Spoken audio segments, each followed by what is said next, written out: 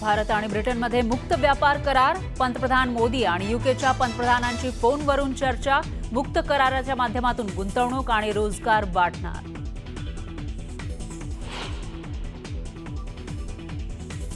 पाकिस्तान विरोधात कतारचा भारताला पाठिंबा, पहलगाममधील दहशतवादी हल्ल्याचा कतारनं केला निषेध, कतारचे प्रमुख शेख आणि पंतप्रधान मोदींची फोनवरून चर्चा. उद्या भारत पाकिस्तानच्या सीमेवर हवाई दलाचा युद्ध सराव, बुधवारी भारतीय हवाई दलाकडून युद्ध सराव, हवाई दलाकडून सरावासाठी नोटीस जारी, पाकिस्तानला धडकी. उद्या राज्यातल्या 16 ठिकाणी होणार मॉक ड्रिल, प्रशासनाकडून जय्यत तयारी, मुंबई, उरण, तारापूरसह ठाणे, पुणे आणि नाशकातही ड्रिल. न्यूज 18 लोकमतवर मॉक ड्रिलचे प्रत्येक अपडेट. देशाची आर्थिक राजधानी मुंबईतही उद्या होणार मॉक ड्रिल, सीएसएमटी स्टेशनवर पोलीस आणि सुरक्षा बलांकडून मॉक ड्रिलची तयारी, मोठा फौजफाटा तैनात. जम्मूच्या शाळांमध्ये मॉक ड्रिलची प्रात्यक्षिकं, आपत्कालीन परिस्थितीमध्ये घेतल्या जाणाऱ्या सुरक्षेसंदर्भात विद्यार्थ्यांना दिले धडे.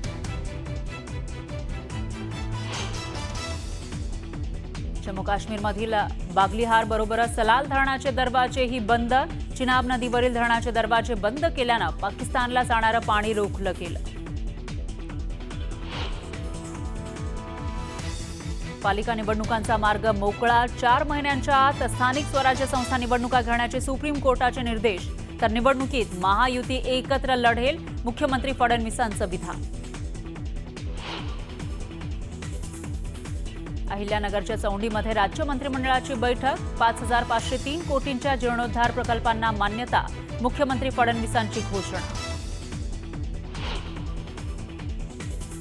मुलींसाठी स्वतंत्र ITI, धनगर समाजाच्या विद्यार्थ्यांसाठी यशवंत योजना, नामांकित शाळांमध्ये प्रवेश, तर तुळजापूर मंदिरासाठी 165 कोटींचा निधी, मंत्रिमंडळाच्या बैठकीतील मोठे निर्णय.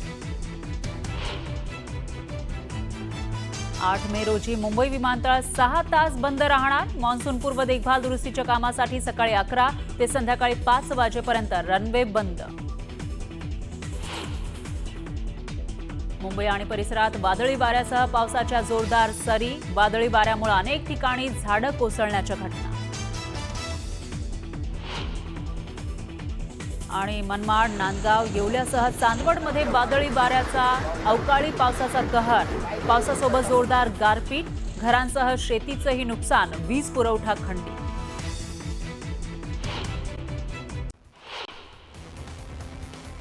पुढच्या 4 महिन्यात स्थानिक स्वराज्य संस्थांच्या निवडणुका होणार आहेत. जसं विधानसभेला मेरिटमध्ये पास झालो, तसंच स्थानिक स्वराज्य संस्थेला आपल्याला मेरिटमध्ये यायचंय, असं वक्तव्य मुख्यमंत्री फडणवीस यांनी चौंडीमध्ये केलं. जळगावमध्ये माजी मंत्री सतीश पाटील आणि गिरीश महाजन यांच्यामध्ये जुंपली. माझ्या सख्या पुतण्याला तुम्ही तुमच्या पक्षात नेला, तेव्हा कुणाला विचारलं होतं का, असं म्हणा सतीश पाटील यांनी गिरीश महाजन यांना टोला लगावला. ठाकरे गटाला मागील काही दिवसांपासून कोकणात गळती लागल्याचं दिसतंय. अशातच माजी केंद्रीय मंत्री अनंत गीतेंनी राजकारणात पुन्हा सक्रिय होण्याची इच्छा व्यक्त करत उद्धव ठाकरेंकडे कोकणाची जबाबदारी मागितली आहे. रायगडमध्ये एसटी कामगार संघटनेच्या अधिवेशनात गोगावले आणि तटकरे यांची जुगलबंदी पाहायला मिळाली. एसटी चालकांना सल्ला देण्यावरून दोन्ही नेत्यांमध्ये जोरदार जुगलबंदी दिसून आली. अहिल्यानगरमध्ये मुख्यमंत्र्यांच्या हस्ते सूतगिरणी आणि चौंडी निमगाव डाकू रस्त्याचं भूमिपूजन करण्यात आलं. सूतगिरणीसाठी 91 कोटींचा निधी, तर रस्त्यासाठी 3.94 कोटींचा निधी मंजूर करण्यात आला. खासदार सुप्रिया सुळेंनी पुण्याचे पोलीस अधीक्षक पंकज देशमुख यांची भेट घेतली. पुरंदर तालुक्यातील विमानतळ बाधित ग्रामस्थ आणि पोलिसांमध्ये बाचाबाची झाली होती. याच पार्श्वभूमीवर सुळेंनी पोलीस अधीक्षकांशी चर्चा केली. कराडमध्ये आमदार अतुल भोसले यांच्या जनता दरबारचं आयोजन करण्यात आलं होतं. यावेळी नागरिकांनी आमदार भोसले यांच्यासमोर प्रश्न मांडले. महाराष्ट्राच्या हृदयात असणारी मंत्रिमंडळाची बैठक चौंडीमध्ये घेतली, असं वक्तव्य बावनकुळेंनी केलं. तर अहिल्याबाईंची प्रेरणा घेऊन 10,000 कोटीपेक्षा जास्त किमतीच्या विकास कामांना मंजुरी दिल्याची माहिती त्यांनी दिली. बावनकुळे कर्जमाफी करणार असं सांगतात, पण कर्जमाफीची तारीख सांगत नाही, असं वक्तव्य बच्चू कडूंनी केलं. तर 15 जूनपर्यंत बावनकुळेंनी कर्जमाफीची तारीख सांगितली नाही तर त्यांच्या गाडीचा चाक काढणार असा इशाराही बच्चू कडूंनी दिला. केंद्रीय रस्ते वाहतूक मंत्री नितीन गडकरी आज अकोला दौऱ्यावर होते. यावेळी त्यांनी विविध विकास कामांचा आढावा घेतला. दरम्यान विकास कामं जलद गतीनं पूर्ण करण्याचे निर्देश त्यांनी दिले. खासदार सुनील तटकरे यांच्या आदेशाला पालिका आणि बांधकाम विभागाच्या अधिकाऱ्यांनी केराची टोपली दाखवली. 1 महिना उलटूनही रोहा शहरातील कामं रेंगाळली आहेत. पावसाळ्या तोंडावर येऊन सुद्धा कामाला सुरुवात झालेली नाहीये, त्यामुळे नागरिकांनी संताप व्यक्त केला. सोलापुरातील डॉक्टर शिरीष वळसंकर यांच्या आत्महत्या प्रकरणाची CID चौकशी करण्याची मागणी केली जाते. यासाठी प्रहार जनशक्ती पक्षासह ब्राह्मण समाजाच्या पदाधिकाऱ्यांनी मुख्यमंत्री फडणवीस यांच्याकडे मागणी केली. मुख्यमंत्री फडणवीसांनी दिवंगत अरुण जगताप यांच्या कुटुंबियांची भेट घेतली. यावेळी त्यांनी जगताप कुटुंबाचं सांत्वन केलं. पुण्याच्या फर्ग्युसन मार्गावर रीलसाठी बस थांबवण्यात आली. बस थांबवल्यामुळे प्रवाशांना नाहक त्रास सहन करावा लागला. दरम्यान बस थांबवणाऱ्यावर कारवाईची मागणी केली जाते. पुण्यातील दगडूशेठ गणपती मंदिरात भाविकांच्या सोन्याची चोरी झाली. दर्शन रांगेत चोरी करणाऱ्या 2 महिलांना पोलिसांनी अटक केली आणि चोरीचा हा संपूर्ण प्रकार CCTVमध्ये कैद झाला. वसई विरार पालिका प्रभाग H मध्ये आमदार स्नेहा दुबे यांच्या हस्ते वसईत इलेक्ट्रिक बस सेवेचं लोकार्पण करण्यात आलं. यावेळी अधिकारी आणि कार्यकर्त्यांच्या हस्ते श्रीफळ वाढवून लोकार्पण झालं. नवी मुंबईतील कोपरखैरणे पोलिसांनी विशेष शोध मोहीम राबवून 4 ठिकाणी सरप्राईज चेकिंग केली आणि अंमली पदार्थ विरोधात मोठी कारवाई केली. या कारवाईत एकाला अटक करण्यात आली आहे. त्याच्याकडून 600 ग्रॅम गांजा जप्त केला. पुण्यातील धक्कादायक प्रकार समोर आलाय. पतीनंच पत्नीची गळा दाबून हत्या केली.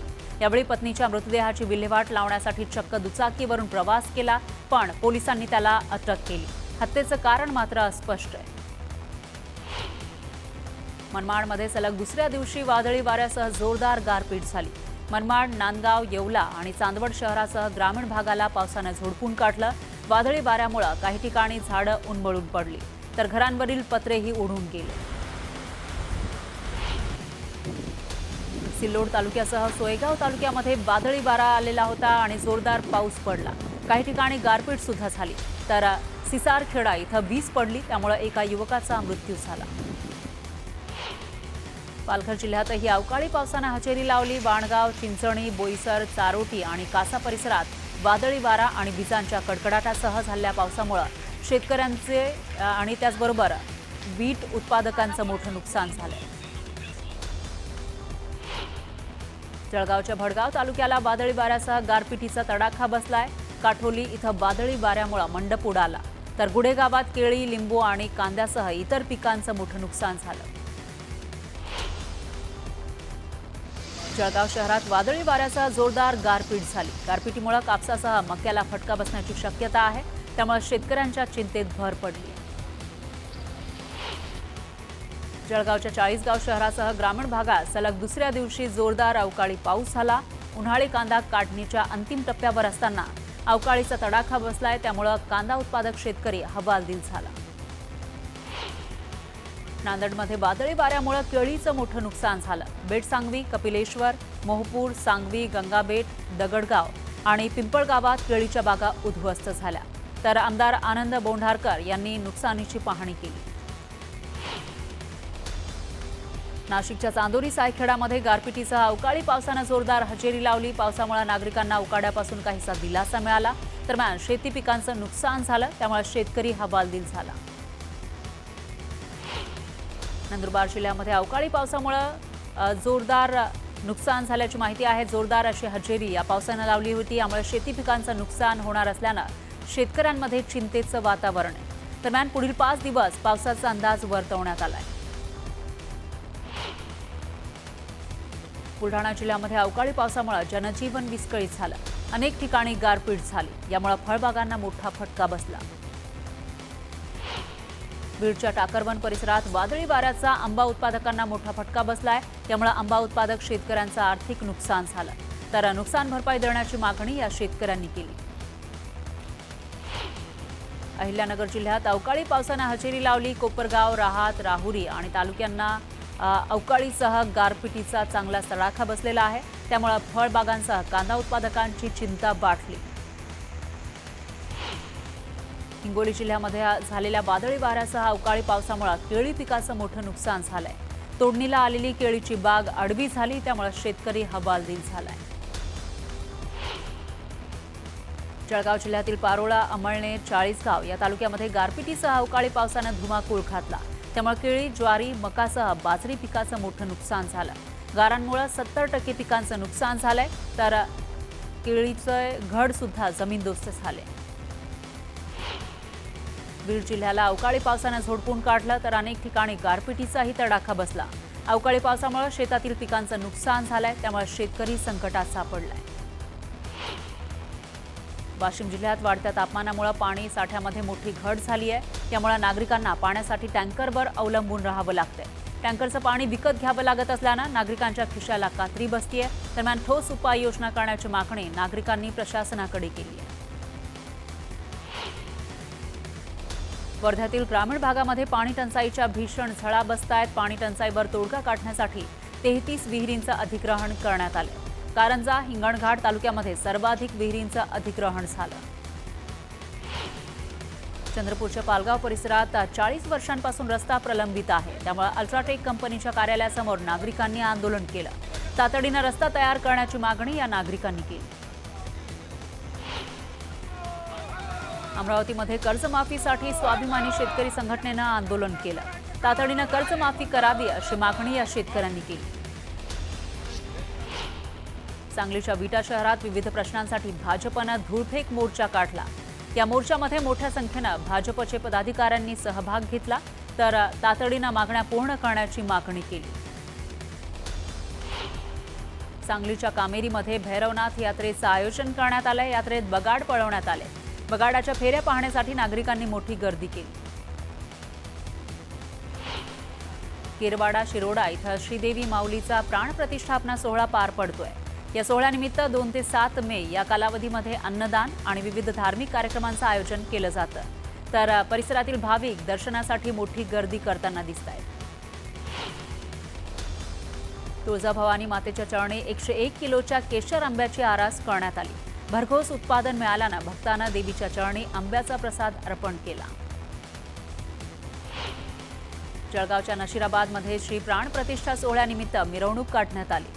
यामध्ये 11 बैल जोड्यांसह भाविकांनी मोठ्या उत्साहात सहभाग घेतला. मालवणच्या राजकोट किल्ल्यावरील नव्यानं उभारलेल्या शिवरायांच्या पुतळ्याला विद्युत रोषणाई करण्यात आली आहे. विद्युत रोषणाई पाहण्यासाठी शिवप्रेमींनी मोठी गर्दी केली. कोरेगावातील श्री भैरवनाथ जोगेश्वरी यात्रेनिमित्त आयोजित केलेल्या हिंद केसरी कोरेगाव या बैलगाडा शर्यतीचा थरार रंगला. स्वराज आणि जळवा ही बैलजोडी प्रथम क्रमांकाचे मानकरी ठरले. सोलापुरात जगज्योती महात्मा बसवेश्वर महाराज यांची जयंती अनोख्या पद्धतीनं साजरी करण्यात आली. पालिकेच्या आपुलकी बेघर निवाऱ्यातील नागरिकांशी संवाद साधून त्यांच्या समस्या जाणून घेत त्यांना मदतीचा हात दिला. यावेळी विविध खाण्याच्या पदार्थांचं वाटपही करण्यात आलं. शहापूरमध्ये मुंबई नाशिक महामार्गावरील गोठेघर पुलावर कार आणि बसचा अपघात झाला. अपघातामध्ये कार चालकाचा जागीच मृत्यू झाला. मुंबई गोवा महामार्गाच्या झाराप ते पत्रादेवी बायपासवर काँक्रिटीकरणाचं काम सुरू आहे. दरम्यान बंद केलेल्या रस्त्याचा अंदाज न आल्यानं चालकाचा ताबा सुटून डंपर उलटला. या अपघातामध्ये डंपर चालकाचा जागीच मृत्यू झाला. माजी आरोग्यमंत्री डॉक्टर भारती पवार यांच्या घरासमोर एका अज्ञात इसमानं 1 वर्षाची मुलगी सोडली होती आणि तो तिथून पसार झाला. पोलिसांनी मुलीचा ताबा घेतलेला आहे. आरोपीचा शोध सुरू आहे. लातूर जिल्ह्याच्या निलंगा तालुक्यातील औंढा गावात 2 गटात हाणामारी झाली. या हाणामारीमध्ये बडूर इथले शिक्षक गुरुलिंग हासुरे यांचा मृत्यू झालाय. वणी तालुक्यातील मोहादा इथं बस स्थानकाच्या बाजूला असलेल्या दुकानाला आग लागली. या आगीमध्ये दोन्ही दुकानं जळून खाक झाली. आगीचं कारण मात्र अद्याप अस्पष्ट आहे. नागपूरच्या सीताबर्डी पोलीस स्टेशनच्या अंतर्गत असलेल्या 0 मैल इथं एका वृद्ध महिलेची हत्या झाली. रक्तानं माखलेल्या अवस्थेमध्ये मृतदेह आढळला होता, त्यामुळे खळबळ माजली. या महिलेवर बलात्कार झाल्याचा संशय पोलिसांनी व्यक्त केलाय। या प्रकरणी अधिकचा तपास सुरू करण्यात आला। जळगाव शहरात एकाच रात्री 3 ठिकाणी चोरी झाली। यावेळी चोरट्यांनी रोकडसह दागिने लंपास केले।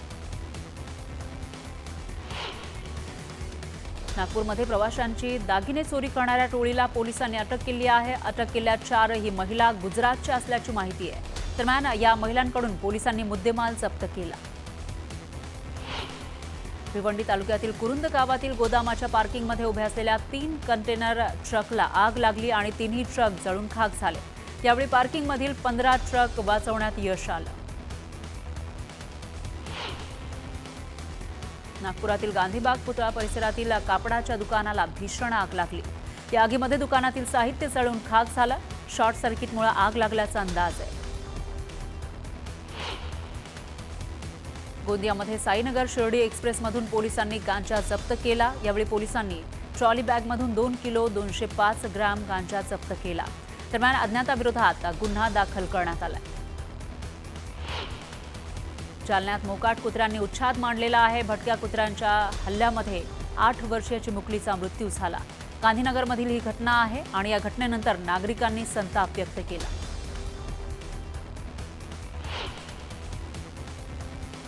दोडा मार्गमध्ये दुचाकी आणि ट्रकचा भीषण अपघात झाला। या अपघातात दुचाकीस्वार किरकोळ जखमी झाला। ओव्हरटेक करण्याच्या नादात दुचाकीस्वाराच्या चुकीमुळे अपघात झाला। येवल्यातील पुणे इंदोर महामार्गावर धावत्या ट्रकनं अचानक पेट घेतला। चालकानं प्रसंगावधान राखत ट्रक वेळीच थांबवला, त्यामुळे मोठा अनर्थ टळला। पण आगीत ट्रकमधील सर्व साहित्य जळून खाक झालं। लोणावळ्याच्या केवरे गावात कुत्रे भुंकले, त्यामुळे झालेल्या किरकोळ वादानं गंभीर वळण घेतलंय। कुत्रा भुंकल्यानं महिलांना आणि मुलांना मारहाण करण्यात आली आहे, त्यामुळे हे प्रकरण थेट पोलीस ठाण्यात केलं। या प्रकरणी पोलिसांनी तक्रार दाखल करून घेतली। पवना धरणाच्या बॅकवॉटर परिसरातील चावसर गावच्या हद्दीतील एका शेतजमिनीत एक मृतदेह अर्धवट पुरल्याची घटना समोर आली आहे। या प्रकरणी अज्ञाताविरोधात गुन्हा दाखल करण्यात आलाय, तर हा मृतदेह जवळपास 6.5 वर्षांपूर्वी पुरल्याचा अंदाज आहे। छत्रपती संभाजीनगरमधील वाळुंज परिसरात असलेल्या जोगेश्वरी इथल्या हॉटेलमध्ये राडा झाला। हॉटेलमध्ये स्वयंपाक करणाऱ्या दोघांना अज्ञातांनी मारहाण केली। यात महिलेला सुद्धा मारहाण करण्यात आली आहे। ही घटना सीसीटीव्हीमध्ये कैद झाली आहे। या प्रकरणी गुन्हा दाखल करण्यात आला। बुलढाणा रेल्वे स्थानकावर गोंधळ घालणाऱ्या महिलेला पोलिसांनी ताब्यात घेतलं। पुन्हा गोंधळ न घालण्याची समज देऊन पोलिसांनी या महिलेला सोडल्याची माहिती आहे। जळगावच्या रोकडा शिवारात दुर्मिळ भरद्वाज पक्षी आढळलेला आहे। यावेळी तरुणांनी अस्वस्थ असलेल्या भरद्वाज पक्षाला नैसर्गिक अधिवासात सोडलं। पक्ष्यांना जीवदान दिल्यानं परिसरात तरुणांचं कौतुक केलं जातंय।